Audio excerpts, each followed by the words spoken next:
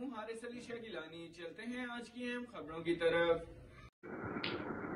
تازہ ترین خبروں سے باخبر رہنے کے لیے ہمارا چینل سبسکرائب کیجیے۔ رخ کریں گے ساہیوال کا۔ تھانہ فرید ٹاؤن کی حدود نور ٹاؤن میں موجود ساجد عرف سولہ مراسی نے لگام منشیات فروشوں، چوروں، ڈاکوؤں کی پشت پناہی کرنے والا ساجد عرف سولہ مراسی کا دعویٰ ہے کہ میرا کچھ صحافیوں کے ساتھ اور تھانہ فرید ٹاؤن کے ساتھ اوکے کی رپورٹ۔ حقیقت یہ ہے کہ نور ٹاؤن میں موجود منشیات فروشی کرنے والے افراد کی پشت پناہی کرتا ہے اور آج کل پولیس تھانہ فرید ٹاؤن اور صحافت جیسے مقدس پیشے سے منسلک افراد کا نام استعمال کر کے منشیات فروشوں کی پشت پناہی کرنے میں مصروف عمل ہے۔